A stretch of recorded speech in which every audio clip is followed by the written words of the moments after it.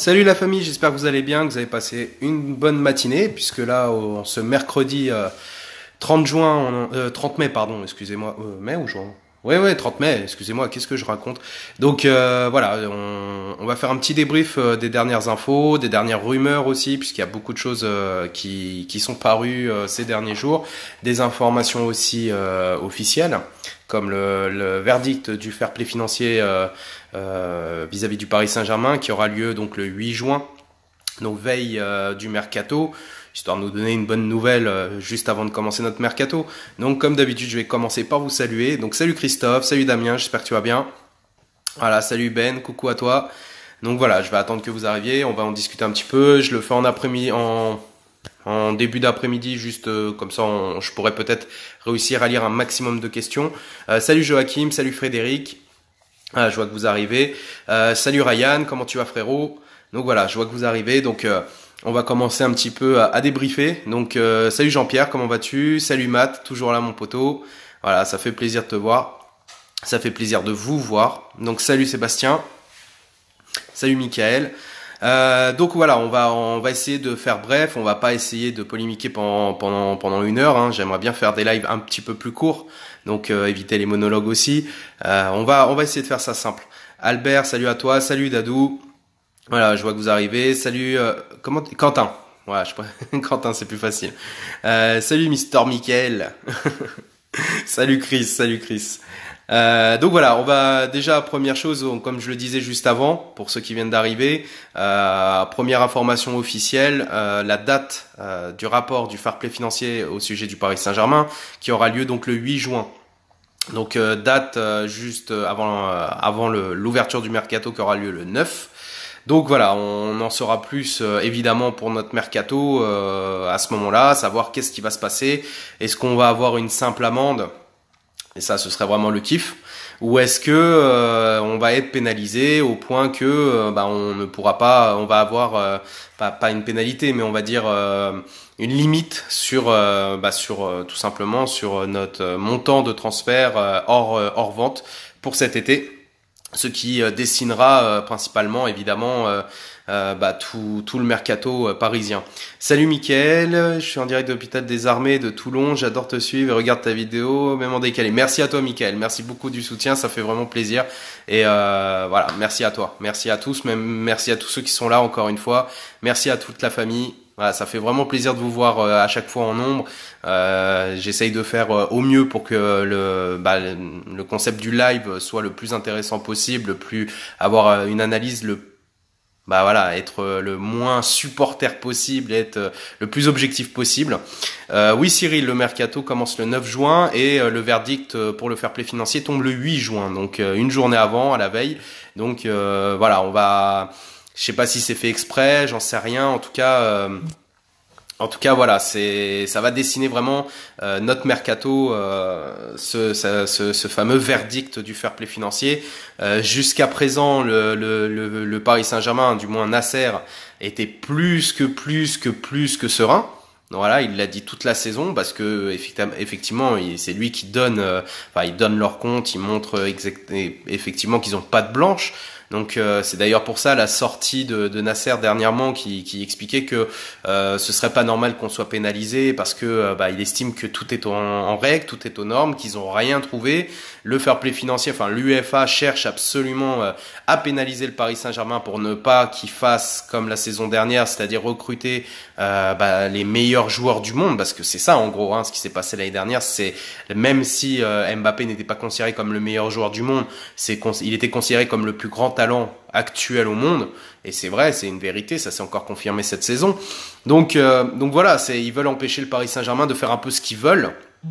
Et donc résultat, voilà, c'est aussi à la demande des grands cadres européens, donc qui sont quand même la Juventus, le Bayern, le Real et le FC Barcelone, qui voient en le Paris Saint-Germain un concurrent plus que agressif, que ce soit au niveau du mercato déjà, et puis en plus dangereux pour le reste des prochaines saisons, quoi. Donc voilà, on verra bien, on va voir s'il y a sanctions, quelles sanctions on aura. Voilà, le Paris Saint-Germain s'arrangera. Pour le cas Buffon, puisque vous m'en parliez, vous me demandiez pour le cas Buffon. Donc oui, Geoffrey, Buffon c'est imminent, je vous l'avais déjà dit la semaine dernière, parce que de mon côté c'était déjà bouclé entre guillemets. Donc évidemment, il y a eu d'autres médias italiens qui ont dit que non, c'était encore en négociation. Là aujourd'hui, les mêmes médias italiens disent ça y est, c'est bouclé. Donc mais réellement, voilà, c'était une question contractuelle. Donc mais que ils s'étaient déjà mis d'accord, les deux parties s'étaient déjà mis d'accord la semaine dernière. Donc d'où là c'est le fait que je vous avais dit que il y aurait une signature imminente. Donc là ça va pas tarder. Ça devrait plus tarder au niveau de l'officialisation, puisque mine de rien, c'est un transfert sans achat réel, puisqu'il est libre de tout contrat. Donc ça peut être officialisé à tout moment. Donc faut voir, faut attendre. Là maintenant, faut juste être patient, comme on dit. La patience est une vertu. À nous Parisiens d'être patients. Voilà. Allez, je reviens vers vous. Si Ronaldo vient, Neymar part. Alors, on va en parler du Portugais, de CR7. C'est vrai que ça en parle de plus en plus, c'est en train de gonfler, mais souvenez-vous, la saison dernière, c'est exactement pareil, la saison d'avant, c'est exactement pareil, la saison encore d'avant, c'est exactement pareil. Je pense que c'est surtout une question de renégociation de contrat. Maintenant, CR7 a 34 ans. Est-ce que le Paris Saint-Germain, alors ils peuvent s'y intéresser, ça ne veut pas dire qu'ils vont faire une offre, ça ne veut pas dire qu'ils vont négocier un transfert de CR7 au Paris Saint-Germain. Ils peuvent s'y intéresser, voir un peu, prendre la tendance, savoir est-ce qu'il veut partir ou quoi que ce soit. Moi je pense que s'il part, franchement je le vois plutôt aller à Manchester United, étant donné que c'est là qu'il a explosé aussi. Donc moi je le vois plus retourner à Manchester United que venir au Paris Saint-Germain, surtout qu'on a Neymar. Et avec Neymar, étant donné que le projet est autour de Neymar, et que l'année dernière, souvenez-vous les propos de Nasser El Khelaifi en conférence de presse lors de la présentation de Neymar, il a bien expliqué, on a le meilleur joueur du monde. Donc pourquoi il a dit ça? C'est tout simplement pour dire voilà, on a recruté notre meilleur joueur du monde. Donc pourquoi aller chercher CR7, surtout qu'on a le fair play financier qui est juste derrière, donc il va nous surveiller. Comment le Paris Saint-Germain pourrait recruter CR7 avec un fair play financier qui est juste à nos trousses, et puis quel est le projet? Parce que le projet aujourd'hui, c'est de bâtir une équipe autour de Neymar. Donc si tu prends CR7, est-ce que réellement tu bâtis autour de Neymar en prenant CR7?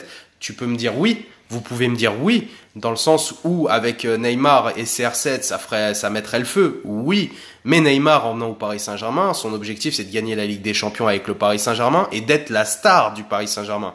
Imaginez si demain on recrute CR7, on gagne la Ligue des Champions la saison prochaine. C'est qui la star? C'est Neymar ou c'est CR7? On va dire quoi? On va dire c'est CR7. Donc je pense que c'est plus une renégociation de contrat comme il a déjà fait, c'est-à-dire aller s'y intéresser aux autres clubs étrangers, que ce soit le Paris Saint-Germain ou d'autres clubs européens, que ce soit Manchester United ou même City par exemple. Et je pense pas trop City, mais bon, voilà, c'est juste voir un peu la tangente, qu'est-ce qu'on lui propose, et en fonction de ça, voilà, on me propose tant, qu'est-ce que vous faites, qu'est-ce qu'on fait, etc., etc. Donc pour moi, voilà, c'est mon avis. J'ai pas d'infos réelles sur CR7 dans le sens où je n'ai pas plus que ce que les autres vous ont donné, dans le sens où un intérêt possible, mais pas de là à avoir une proposition ou même voir des montants comme on peut le voir, ou même entendre des trucs du genre Neymar contre CR7 plus de l'argent. Ça non. Neymar restera parisien, il reste au Paris Saint-Germain, il n'y a aucun souci là-dessus. Allez, je vais lire un petit peu ce que vous me dites. Salut Romain, oui, mais il est plus que, oui, mais là, il est plus que les pubs. Je comprends pas. Oui, je pense que tu parles par rapport aux pubs. Même moi, je l'ai mis en avant. C'était une pub, je crois que c'était pour Adidas. Et CR7 il est Nike, c'est un truc dans ce genre là, donc en fait c'était tout simplement pour ça qu'il ne s'est pas présenté. Mais de l'autre côté ils ont mis le maillot avec le nom Ronaldo, et souvenez-vous que le lendemain de la Ligue des Champions, de la victoire de la Ligue des Champions, après sa sortie fracassante de dire c'était bien de jouer au Real, il a quand même dit à l'année prochaine à ses supporters. Donc pourquoi dire à l'année prochaine à ses supporters si derrière il n'y a pas une renégociation? J'ai même vu Benzema pour 60 millions si Cavani part. Mais là aujourd'hui, à l'heure où on se parle, vous allez en entendre dans tous les sens, que sur tous les joueurs.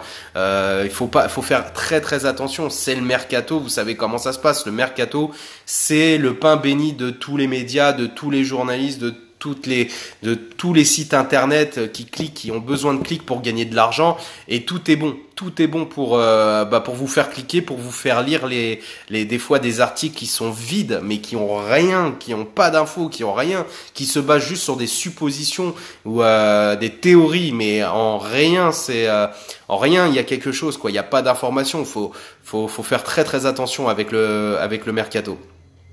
Eliane qui nous dit il faut garder Cavani, il nous faut déjà un FG et un 6, un défenseur gauche tu veux dire, et un 6. Donc oui, au niveau des latéraux, apparemment Tuchel aimerait faire quelques petites modifications, quelques petits changements, surtout du côté gauche, mais ça on en avait parlé sur le dernier live. Donc on verra quelles seront les cibles exactes. Je pense que, encore une fois, je me répète, il faut attendre la fameuse décision du fair play financier pour savoir où on va et sur quel pied on peut danser. Donc il faut attendre ce fameux 8 juin 2018, savoir si on est pénalisé ou si on a une limitation au niveau de l'enveloppe de recrutement pour cet été. Sachant qu'il y aura aussi des départs, faut pas l'oublier, il y aura pas mal de départs. Je pense qu'il va y avoir une refonte aussi du Paris Saint-Germain en termes dans le cœur, que ce soit dans les milieux, que ce soit sur la défense. Même sur l'offensif, on peut avoir un Di Maria qui cherche apparemment une porte de sortie. Je pense que lui aussi sent le vent tourner contre lui. Je pense qu'il a encore une bonne valeur marchande. Ce serait peut-être temps de le vendre. Il a des très bonnes stats. Vaut mieux finir sur une bonne note comme les dernières stats qu'il nous a donné la saison dernière, et partir justement sur la jeunesse de Lo Celso qui lui pourra jouer en 10 et puis jouer en relayeur comme la saison dernière, ou même en défenseur, en milieu récupérateur, ce qui n'était pas réellement son poste. Au moins ça lui a appris à faire du replay défensif. C'est ce qu'on peut on peut garder de Emery, c'est qu'il lui a appris ça, la défense, la récupération, et ça peut beaucoup nous servir sur un numéro 10 s'il joue en numéro 10 avec un système de jeu de Tuchel. Je reviens vers vous. Il faut plus se concentrer sur le cas Kanté et les latéraux. Je suis d'accord avec toi, Lewis.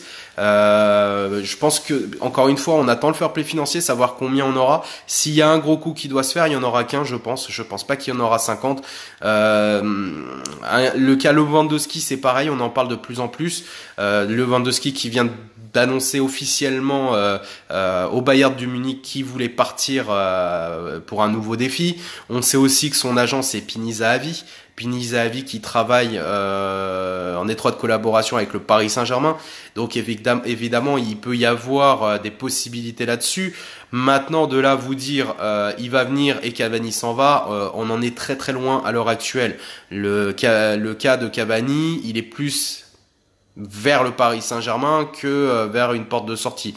Je pense que, surtout si on est bloqué au niveau du fair play financier, il n'y a aucun intérêt à faire des changements au niveau de l'offensive. Il faut concentrer nos forces et notre argent sur le milieu, ce fameux milieu défensif, et sur ces fameux ailiers, donc arrière gauche principalement. On sait que comment il s'appelle, Kurzawa devrait partir. Il y a un quid au niveau de Berchiche, et Berchiche qui a fait quand même une saison relativement correcte, qui a même surpassé par moment Kurzawa. Enfin, ça n'a pas été trop compliqué, mais voilà. Donc on sait qu'il a une bonne cote de popularité en Espagne également.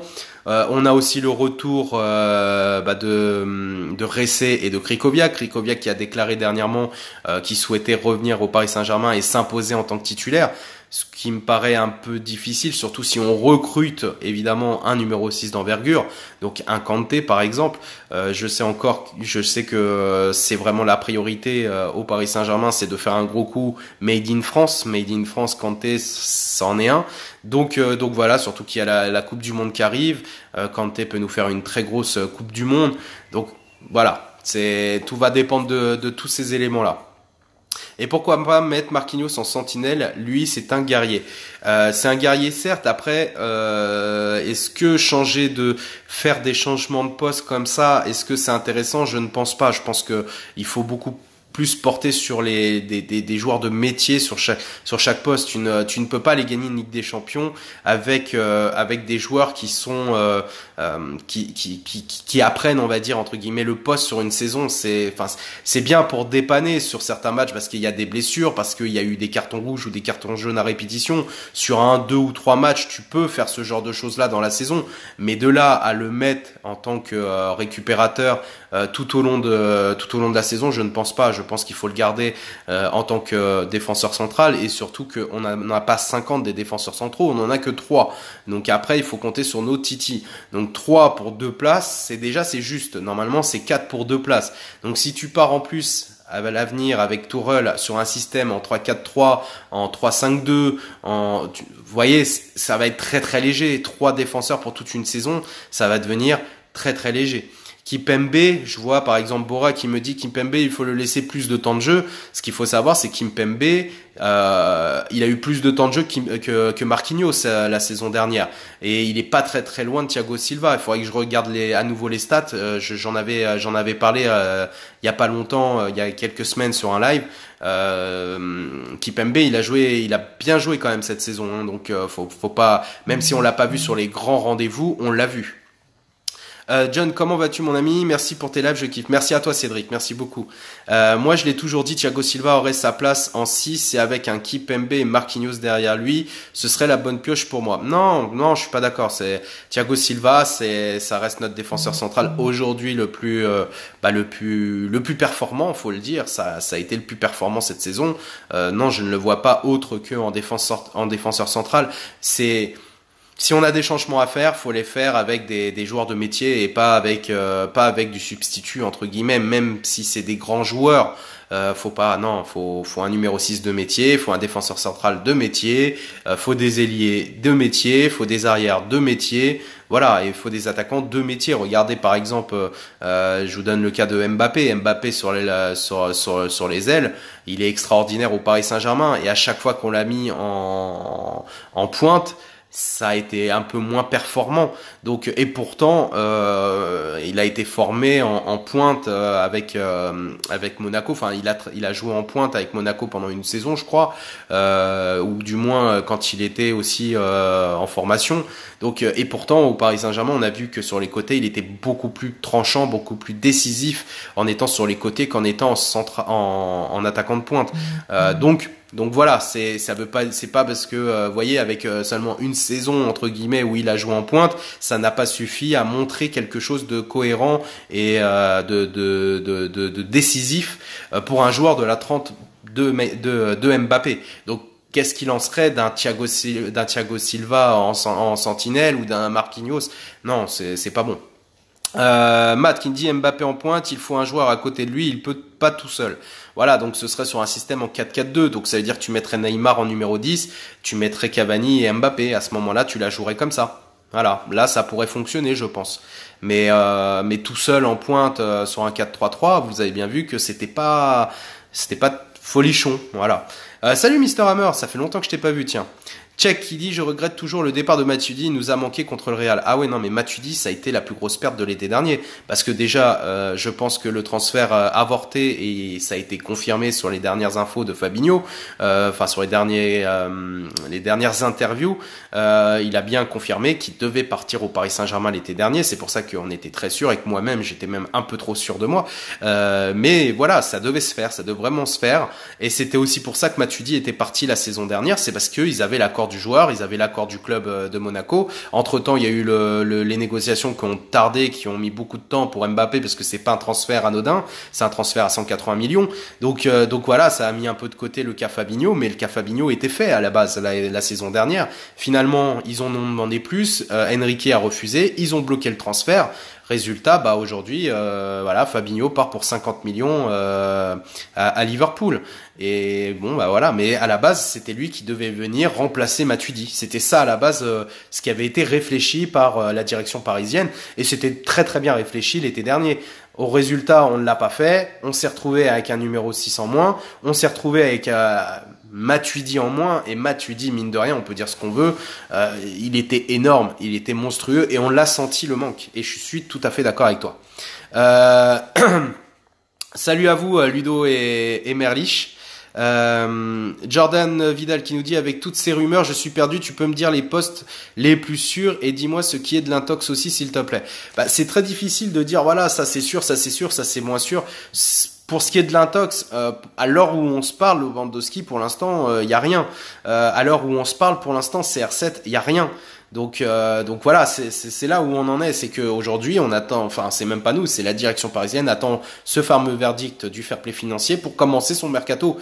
Ils vont essayer de faire un mercato rapide de façon à ce que Tuchel ait son effectif le plus au complet possible, le plus rapidement possible, pour qu'il puisse déjà travailler et instaurer un esprit d'équipe,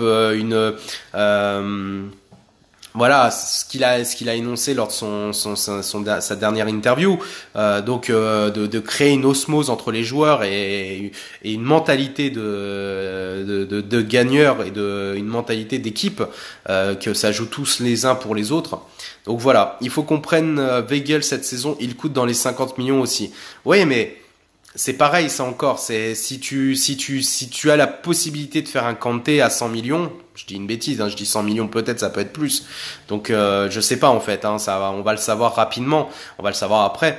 Mais si tu as l'opportunité de faire un Kanté, tu vas pas aller faire un Weigl, tu vas aller faire vraiment un Kanté parce que Kanté c'est une valeur sûre qui a prouvé partout quoi. Donc voilà, voilà, on va attendre. Après Weigl 50 millions, ça paraît pas cher, mais ça reste quand même 50 millions pour un joueur qui n'est pas encore qui n'est pas en Coupe du Monde si je ne m'abuse. Je préfère un Oblak que Buffon personnellement. Alors pour le cas Buffon, c'est un mercato, moi ce que j'appelle, c'est un recrutement, ce que j'appelle intelligent. Si tu prends un Oblak, et moi bien sûr que j'étais plus pour le transfert d'un Oblak qu'un Buffon ou que n'importe quel autre gardien, vous le saviez, je vous l'ai dit toute la saison. Maintenant, ça reste un transfert intelligent dans le sens où le but était de pas perdre Areola en fait. Areola, le Paris Saint-Germain compte sur Areola la saison prochaine. Donc, si tu prends un Oblak, tu sais que à long terme, Areola, il a aucune chance. Donc Areola s'en va. Donc on se retrouve avec deux gardiens en moins. Donc parce que Trapp aussi va sûrement partir. Donc il faut recruter après lui. Donc tu mets 100 millions sur un gardien comme Oblak et derrière il faut que tu remettes encore 20-30 millions sur un second gardien. C'est de l'argent qu'on va perdre.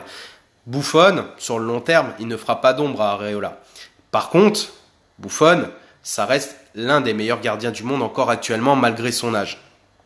Deuxième chose, Buffon, c'est la meilleure formation pour les gardiens, pour Areola, entre guillemets, pour Areola, pour évoluer, pour grandir. Il ne peut pas avoir meilleur entraîneur, meilleur coach des gardiens, entre guillemets, que Buffon. Buffon, avec toute l'expérience qu'il a, ce qu'il peut lui apporter, Areola peut grimper et grandir énormément et devenir enfin le grand gardien qu'on attend et qu'on veut au Paris Saint-Germain dans les 2 années à venir. Donc, c'est un recrutement qui nous coûte pas cher parce qu'il est gratuit, mis à part le salaire. Mais sur l'avenir, c'est intéressant parce que ça peut t'apporter beaucoup de choses sur un gardien comme Areola qui grandit vite, qui apprend vite aussi. Faut voir aussi sa courbe d'évolution. Elle est pas mal du tout. Non, c'est assez important. Et puis c'est pareil en termes marketing, en termes d'apport sur les ventes de maillots, tout ça, sur la visibilité, la vitrine Paris Saint-Germain. Aujourd'hui, qu'est-ce que t'as mieux que Buffon? T'as pas mieux que Buffon.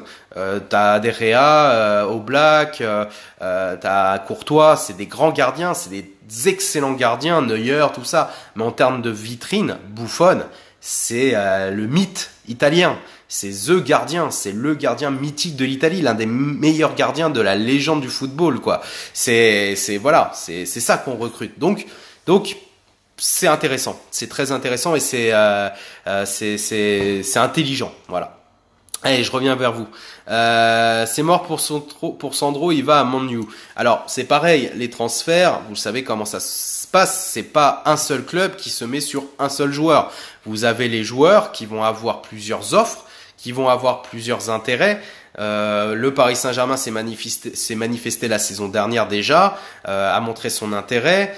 De l'autre côté, à cause du fair play financier aussi, il est peut-être bloqué et ne peut pas donner suite pour l'instant en disant voilà, faut attendre. Pendant ce temps-là, vous avez vous avez tout simplement d'autres clubs qui sont derrière et qui sont là pour taper et pour aller chercher les joueurs, qui eux ne sont pas en danger du fair play financier. Manchester United n'est pas en danger à cause du fair play financier. Pourtant, ils en dépensent de l'argent. Mais non, ils sont pas en danger. Donc, ces clubs-là, ça reste des grosses institutions européennes, et forcément, même si tu t'appelles le Paris Saint-Germain, même si tu te mets d'accord, parce qu'il y a quand même une communauté brésilienne très importante au Paris Saint-Germain, mais quand tu t'appelles Sandro et que tu as encore une offre qui est peut-être à la même hauteur que celle du Paris Saint-Germain, en place de titulaire également, dans un club mythique comme Manchester United, tu t'y intéresses aussi. Donc ça veut pas dire que le Paris Saint-Germain, quand ils s'intéressent, qu'ils font une offre et que il y a des envies des deux parts, que ce soit du joueur et du club, que ça va se faire.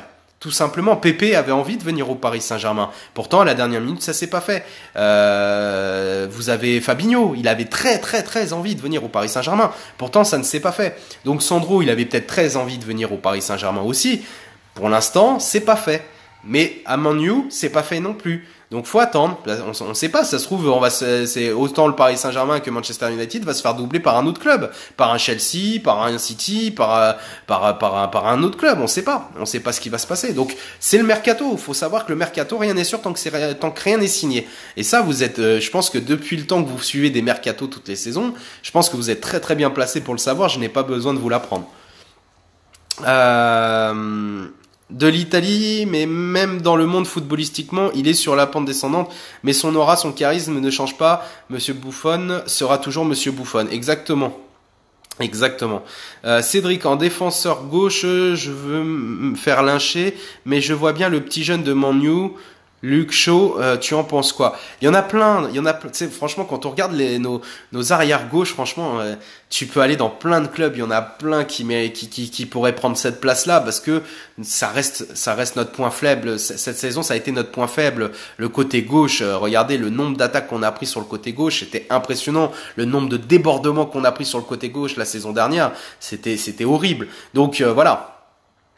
John vérifie l'info retour David Luiz en sentinelle. Ah non, j'ai pas eu cette info.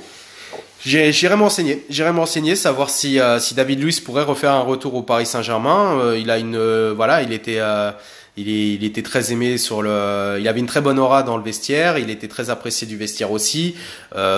Pourquoi pas, je sais pas. Après, est-ce qu'il peut y avoir ce genre de transfert là? Je ne sais pas, je me suis pas renseigné. Je vais me renseigner.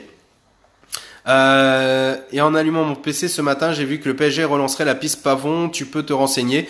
Je me renseignerai aussi. Après Pavon, je crois que c'est une histoire. Alors attention, il faut faire très attention parce qu'aujourd'hui il y a beaucoup de clubs, de joueurs qui utilisent le Paris Saint-Germain comme excuse ou comme raison pour renégocier un contrat, prolonger, etc. Donc faut faire très attention. On va en entendre beaucoup des noms comme ça, de petites pépites, de jeunes pépites qui vont être signalés du côté du Paris Saint-Germain, et pourtant on va les signaler pendant 2-3 semaines et puis après on n'entendra plus parler.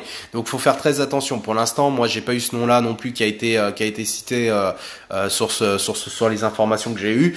Maintenant, après je regarde un petit peu aussi ce qui se dit par rapport à la presse. Je vois pas encore réellement de choses concrètes. Oui, j'ai vu, ça parlerait de 33 millions, mais j'avais cru comprendre que sa clause elle était pas à 33, elle était à 15. Donc je sais pas en fait, parce que il y a deux médias différents qui disent la même chose, mais avec deux clauses différentes. Donc ce serait une levée de clause et que soi-disant le président de ce club-là, à Boca Junior, souhaiterait prolonger pour augmenter la clause libératoire à au moins 50 millions pour pouvoir le laisser partir, mais prendre une grosse plus-value. Donc je sais pas. Franchement, je peux pas vous renseigner là-dessus.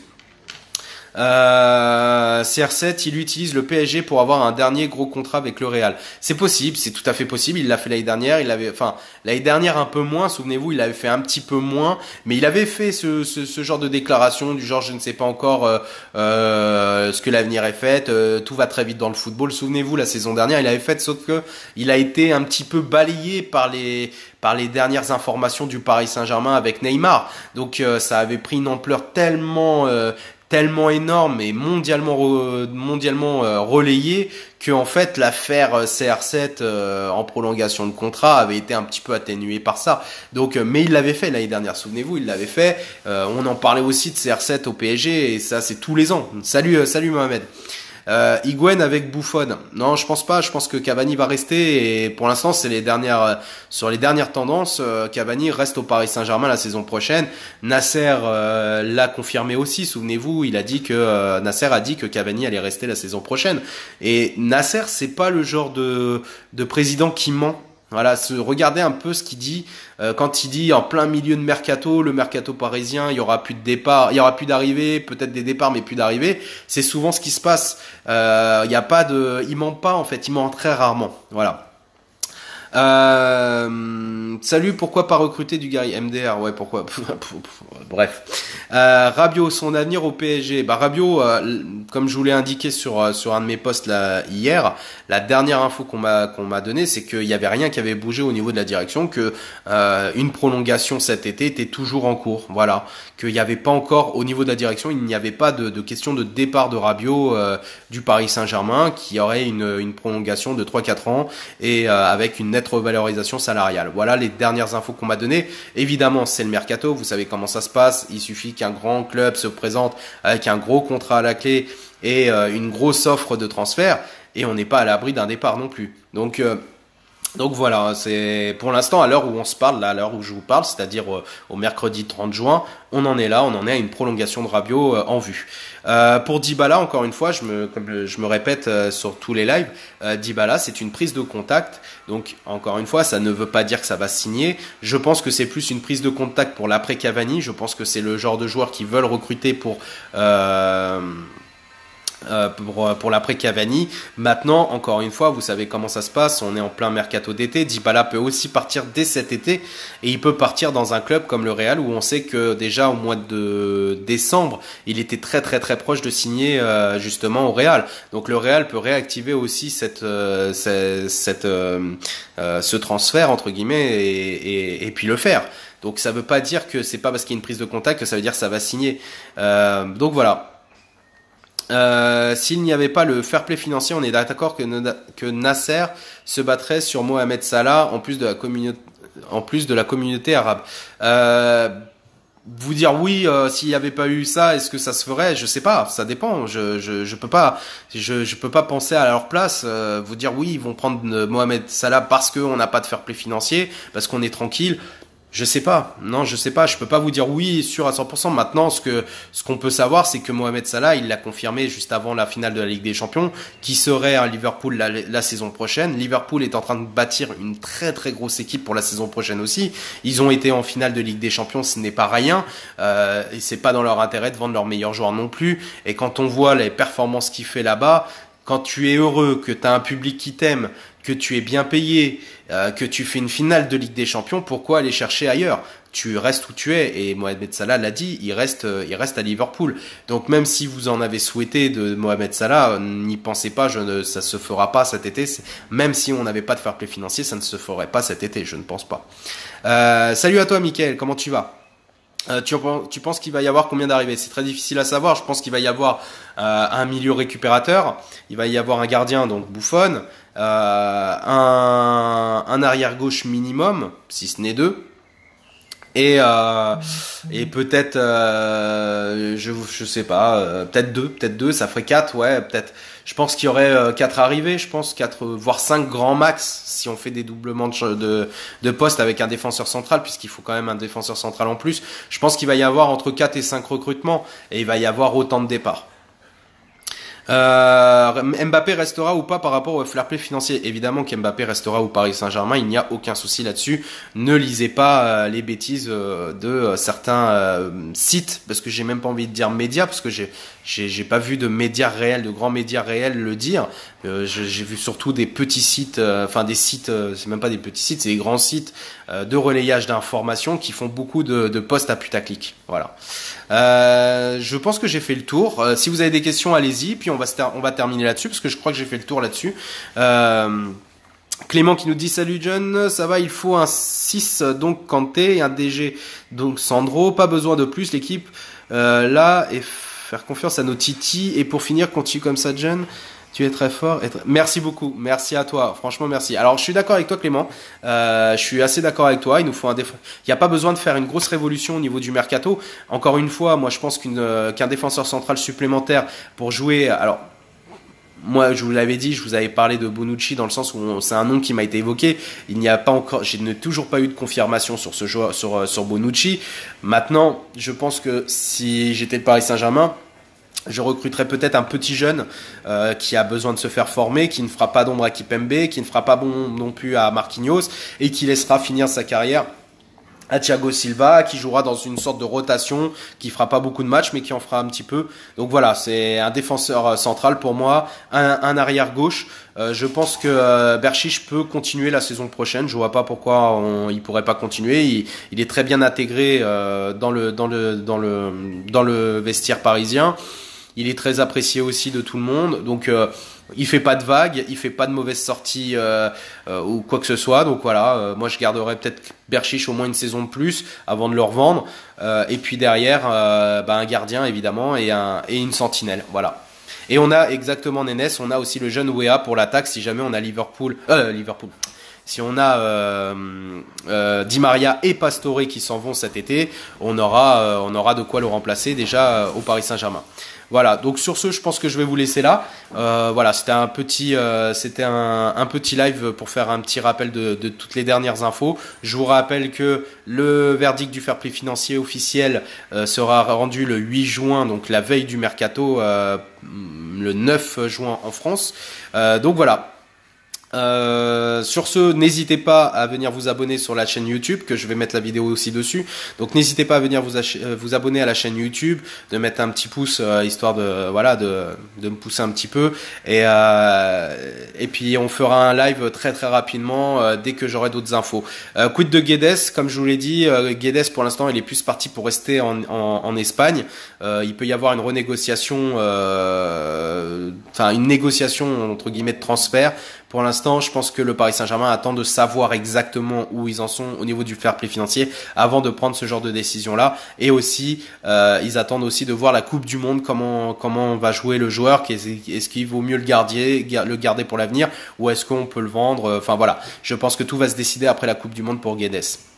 Sur ce, je vous souhaite une bonne après-midi. Prenez soin de vous. Merci à vous tous d'avoir été là cet après-midi. Et je vous dis à très bientôt. On se fait un live très rapidement. Je vous signalerai sur la page comme d'habitude. Merci à vous la famille. À ciao.